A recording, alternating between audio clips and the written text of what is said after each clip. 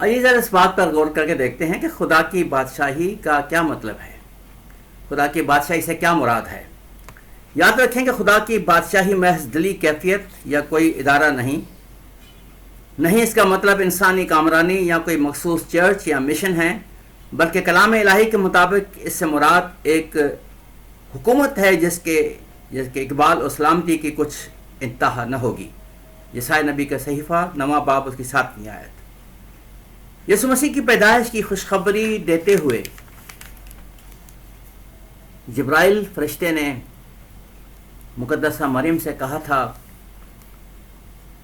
وہ داؤد کے تخت پر بیٹھے گا اور یعقوب کے گھرانے پر ابد تک بادشاہی کرے گا۔ لوکا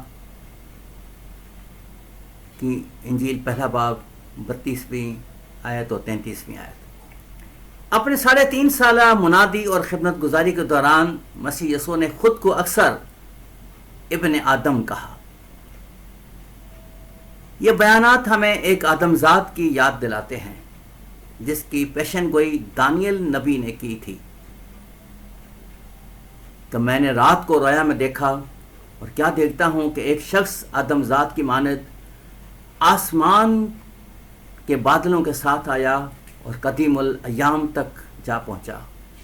وہ اسے اس کے حضور لائے اور سلطنت اور حشمت اور مملکت اسے دی گئی تاکہ سب لوگ اور امتیں اور اہل لغت اس کی خدمت گزاری کریں۔ دانیل 7واں باب 13ویں اور 14ویں آیت۔ آئیے ذرا ملاحظہ کریں کہ خداوند یسوع مسیح اپنی موعودہ بادشاہت کو کیا سمجھتا تھا۔ یہ سن 33 عیسوی کا موسم بہار یعنی کہ مارچ کا مہینہ ہے۔ مسیح خداوند اپنے شاگردوں کے ساتھ اپنی زمینی زندگی کے آخری فصح منانے کے لیے یروشلم کی جانب محو سفر ہیں۔ جب وہ دریائے یردن کو عبور کر کے پریا کے علاقے میں سے گزرتے ہیں تو ایک جوان آدمی یسوع مسیح کے پاس آ کر ہمیشہ کی زندگی کا طلبگار ہوتا ہے، مگر جب یسوع نے اسے کہا کہ اپنا مال و اسباب بیچ کر غریبوں کو دے دے تجھے آسمان پر خزانہ ملے گا اور آ کر میرے پیچھے ہو لے، تو وہ غمگین ہو کر واپس چلا گیا۔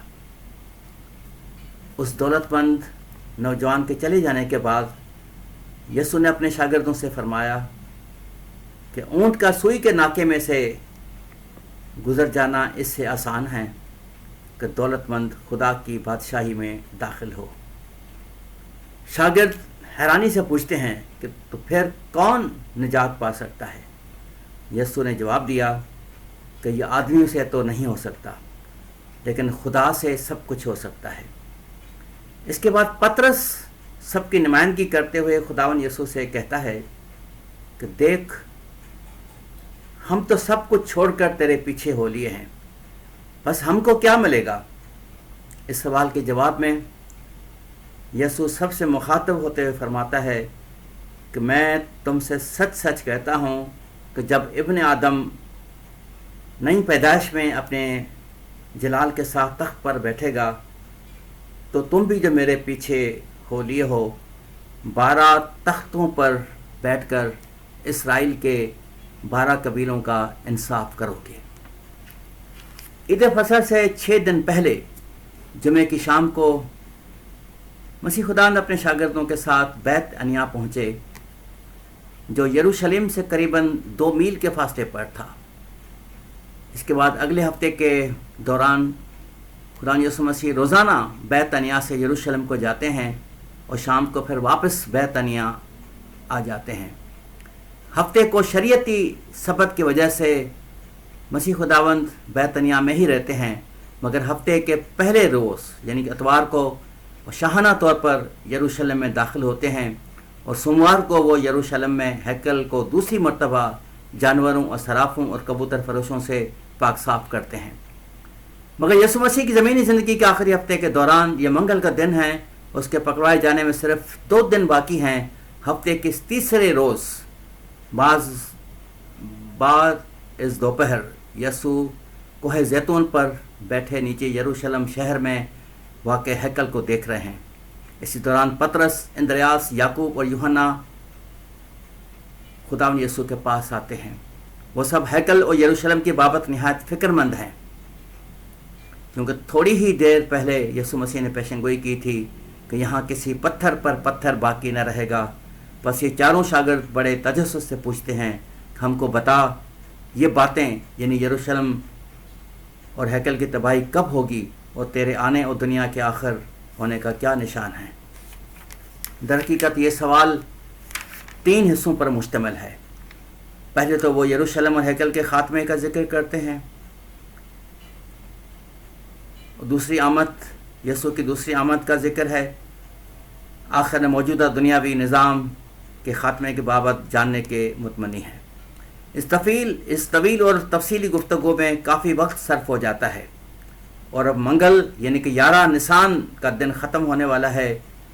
मसीह खुदावंद सवाल के पहले दोनों हिस्सों का बड़ी खूबसूरती से जवाब देकर अब तीसरे हिस्से के जवाब में अपनी दूसरी आमद और बादशाही इख्तियार की वजाहत करते हैं और आमद सानी के निशानियों के बयान में वो 3 तमासील वहाँ पर पेश करते हैं। कमारियों और तोड़ों की तमासील के बाद एक और तमसील पेश करते हैं। जब इब्ने आदम अपने जलाल में आएगा तो सब फरिश्ते उसके साथ आएंगे। जब वो अपने जलाल के तख्त पर बैठेगा तो सब कौमें उसके सामने जमा की जाएंगी और वो एक दूसरे से जुदा करेगा जैसे चरवाहा भेड़ों को करता है।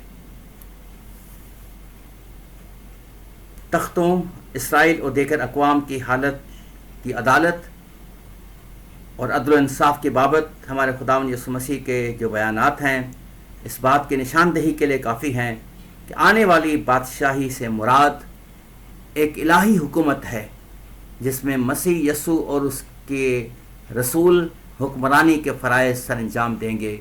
उस हुकूमत के पास ये इख्तियार होगा कि नारास्तों को मौत की नींद सुला दें, ताहम बादशाहती हुक्मरानी के तहत रासबाजों को हयात अबदी की बरकत हासिल होंगी। आमीन।